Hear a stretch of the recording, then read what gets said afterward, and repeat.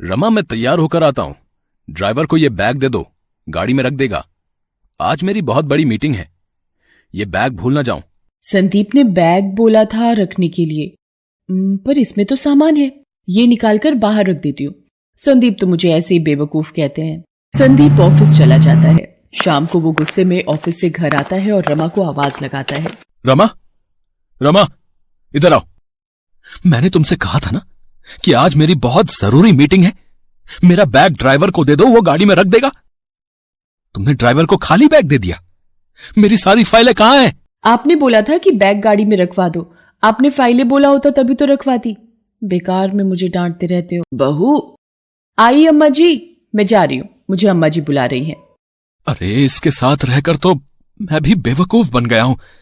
पता नहीं किस दिन इसे अक्ल आएगी। जी अम्मा जी, आपने बुलाया? बहू, मैं मंदिर जा रही हूँ, मेरे आने तक गैस पर करेले रख देना और बीच बीच में चलाती रहना।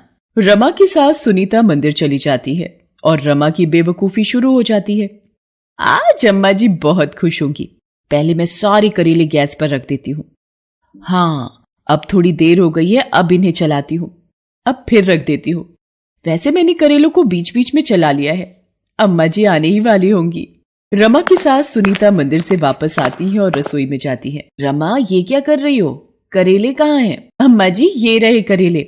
आपने ही तो बोला था गैस पर रखने हैं और बीच बीच में चलाना है। मैं करेलों को चला रही हूँ। हे भगवान रमा बहू, मैंने कहा था करेले गैस पर रख देना, मतलब करेले की सब्जी बना लेना और चला लेना, मतलब सब्जी बनने तक हिलाती रहना। तो ऐसा कहना था ना अम्मा जी। आप मुझे जैसा कहेंगी मैं वैसा ही तो आपकी आज्ञा का पालन करूंगी ना। सुनीता और संदीप एक दूसरे की शक्ल देखने लगते हैं और गुस्से को पी लेते हैं। एक दिन तो रमा की बेवकूफी ने हद पार कर दी। संदीप, ये कमरे का क्या हाल बना रखा है? इतनी मिट्टी है टेबल पर। अरे ये लैपटॉप, सारा दिन संदीप इस पर काम करते हैं। कितना गंदा हो रहा है ये। क्यों ना इसको अच्छे से धो दूं? रमा लैपटॉप को सर्फ के पानी में डुबोकर धो देती है और कपड़े सूखने वाली रस्सी पर टांग देती है। तभी संदीप आ जाता है। रमा, अरे रमा, ये क्या किया तुमने? मेरा लैपटॉप। हाँ, इस पर बहुत धूल मिट्टी हो रही थी। मैंने सोचा इसको अच्छे से धोकर सुखा देती हूँ। मैंने सही किया ना? रमा, तुम सचमुच तुम बेवकूफ पत्नी हो। मेरा दिमाग खराब था जो तुमसे शादी की मैंने। रमा बहू, तुम में जरा भी समझ है? लैपटॉप भी कोई धोने की चीज है? क्या बात है? क्यों इतना शोर मचा रखा है? मेरी इतनी समझदार बहू से अगर कोई गलती हो गई तो इस तरह से उसे क्यों डांट रहे हो?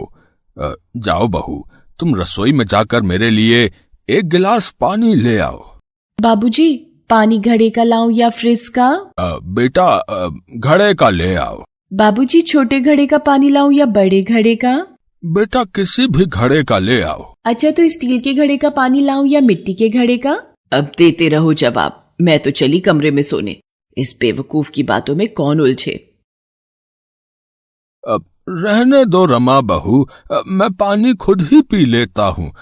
तुम अपना काम करो। अच्छा? हाँ। अच्छा ठीक है बाबूजी। वैसे पता नहीं मुझे सब इतना बेवकूफ क्यों समझते हैं। ऐसे ही डांट दिया मुझे, पर धुलने के बाद ये लैपटॉप कितना सुंदर दिखाई देता है। संदीप और रमा की सास रमा की बेवकूफी से बहुत परेशान रहते थे। एक दिन संदीप और रमा के ससुर जयप्रकाश को किसी जरूरी काम से दूसरे शहर जाना था। अब सुनीता, मुझे और संदीप को जरूरी काम से लखनऊ जाना है। अपना और रमा बहू का ध्यान रखना है। और तुम भी जरा अपने फालतू दिमाग का कम इस्तेमाल करना। अरे कभी तो बहू को डांटे बिना कोई काम कर लिया कर संदीप बेटा। है? चल, अब देर हो रही है, ट्रेन का वक्त हो रहा है, चल। संदीप और जयप्रकाश लखनऊ चले जाते हैं। दोपहर के वक्त रमा अपनी पड़ोसन सुधा के साथ बात कर रही थी। अब क्या करूं सुधा, तू ही बता, कितना ध्यान रखती हूँ सबका, फिर भी संदीप और माँ जी मुझे बेवकूफ ही समझते हैं। वो तो तू है ही। क्या कहा? नहीं, कुछ नहीं। मेरे पास एक इलाज है जिससे तेरी सास और पति तेरे से खुश हो जाएंगे। मैंने भी यही अपनाया था।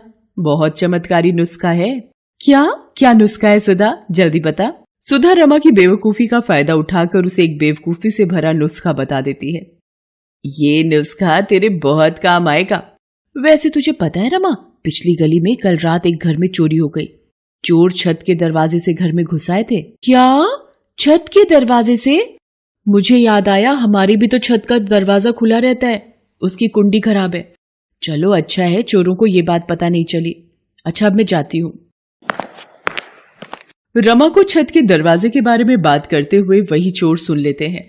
वो बड़े शातिर चोर थे और उसी गली के आसपास ऐसे लोगों के घर की खबर रखते थे जिनके घर चोरी की जा सकती थी। इशारे से दोनों चोर बात करते हैं कि रात में इसी घर में चोरी करेंगे और उस वक्त वहां से चले जाते हैं। रमा घर के भीतर आ जाती है रात के वक्त।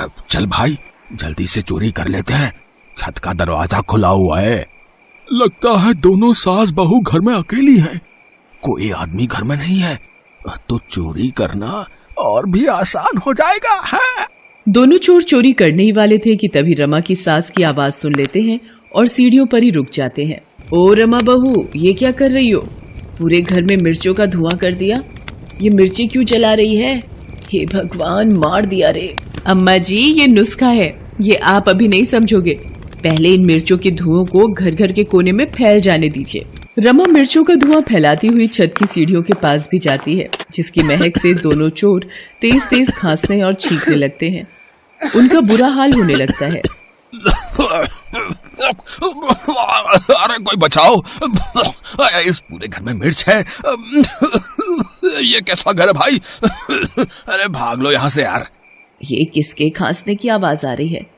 रमा बहू, ये तो चोर हैं। चोर चोर, जल्दी आओ, बहू दरवाजा खोलो, हमारे घर में चोर घुस आए हैं। अरे मेरी अम्मा, हमें जाने दे, हम तो बुरे फंसे जो तेरे घर में आ गए थे चोरी करने। रमा बहू, जरा वो सामने रखा डंडा लाना, इन चोरों की तो आज खैर नहीं। रमा और सुनीता दोनों चोरों को पीटने लगती हैं। इतनी देर में मोहल्ले के लोग भी आ जाते हैं और चोरों को पकड़ लेते हैं। ये तो वही चोर है जिन्होंने पिछली गली में कल रात को चोरी की थी। मारो इनको, पकड़ो, पुलिस के हवाले करो, मारो।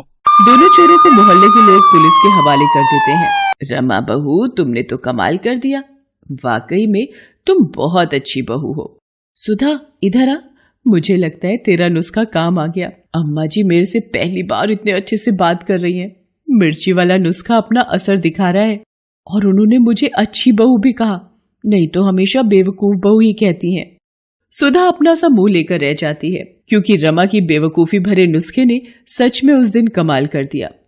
जयप्रकाश और संदीप जब वापस लौटते हैं, उन्हें भी सारी बात पता चलती है और वो भी हंस हंस कर लोटपोट हो जाते हैं। रमा को अब भी यही लग रहा था कि ये शायद नुस्खे का कमाल है। संदीप की बेवकूफ पत्नी उस दिन सबके दिलों में अपने लिए प्यार ले आती है। Thanks for watching.